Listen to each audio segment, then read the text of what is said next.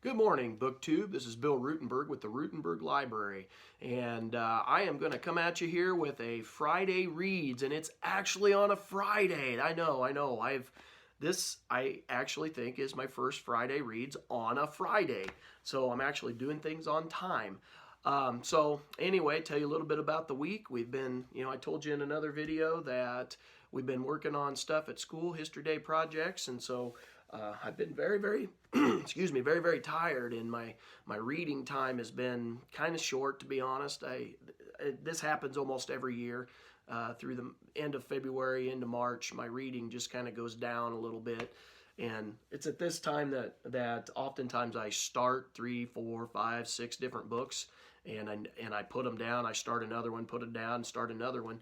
And I don't know if anybody else is like that, but I don't want to call it a rut. It's just I have a lot of other things going on, and so it's start and stop. And oftentimes all those books that I start, they end up stacking up, and then over the summer I end up coming back to them and finishing all of them.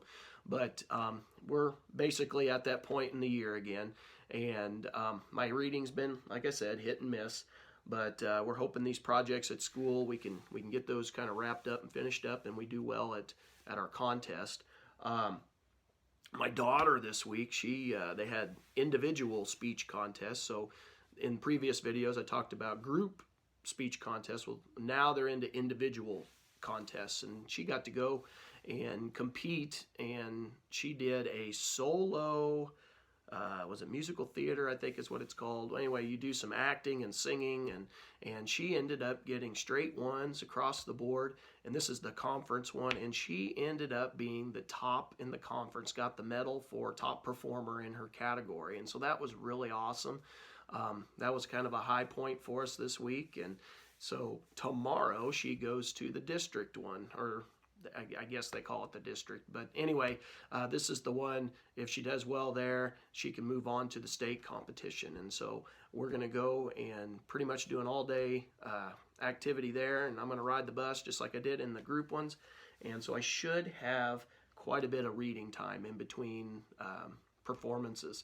And so I'm going to take a series, a handful of books with me. I'm not sure exactly which one I'm gonna be reading on. It'll be kind of hit and miss, but anyway, that's kind of where my reading focus is this week. So to tell you what I've been reading, so at the public library, I had told you I'd picked up this book, Oscar Charleston, The Life and Legend of Baseball's Greatest Forgotten Player by Jeremy Beer.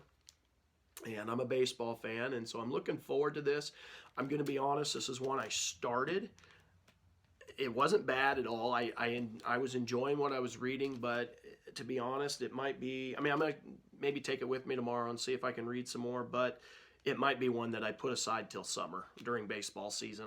I sometimes do that. I'll read 2 or 3 baseball books during the baseball season while I'm coaching, and I might come back to this. I know there were several of you that left comments that said they were looking forward to how I felt about the book and whether it was a good read. Well, I got, was it a chapter in, I think. I got the introduction, the chapter. I'm on chapter 2. I might read one more chapter before I turn it in. I don't know. I don't want to promise anything, but it was good so far. I liked what I was reading so far. Oscar Charleston sounded like he come from a big family, a lot of kids. They lived in poverty.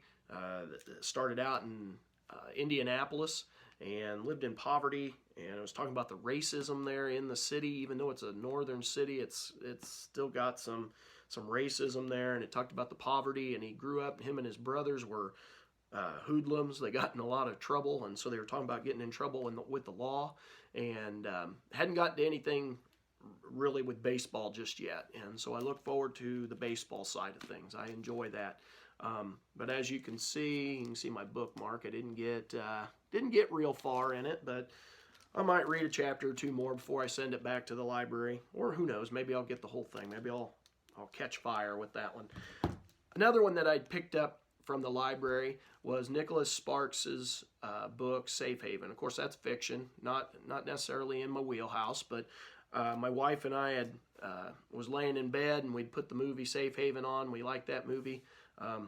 That might be one of my what did we call them, in that video I did, things you don't want to know, or things you don't know about me. I sometimes like those chick flicks, and I like them when I'm sitting with my wife. I don't necessarily watch them by myself, but I don't mind watching them with my wife, and we like that movie Safe Haven. And so I picked up this book because I'd never read it. My wife had read it, and she said it was good, and they go into a little more detail in the book on a couple things than the movie does, and she said I ought to read it, so I went and found it. The only problem is, like I said, I'm in that rut. This might be another one that I turn back in and then pick it back up in the summer. I'm not exactly sure yet. The reason that I was debating whether I should put those back in the library and come back to them is because I actually started a couple days ago. I started Crown of Blood, The Deadly Inheritance of Lady Jane Grey by Nicola Tallis. And this is a pretty good book. So far, and I'm getting ready to get into this stuff with my world history class, and so I thought that would be, I need to pick up some of my world history books, and we're going to be talking about the monarchies in Europe, and so I picked that up thinking, that'll be interesting, and it was. I'll be honest, in that first chapter, she talks a lot about, well, first of all, in the introduction, she talks about this young queen and going to the executioner, and just the issues that they were facing at the time period with being a young queen and the struggle for power and stuff like that. And then in the first chapter, it starts giving a little background. Now, I'll be honest, for me, I did get a little confused, and it's nothing with the author, nothing with the book. For people that are familiar with the royalty, the British royalty, you will be fine.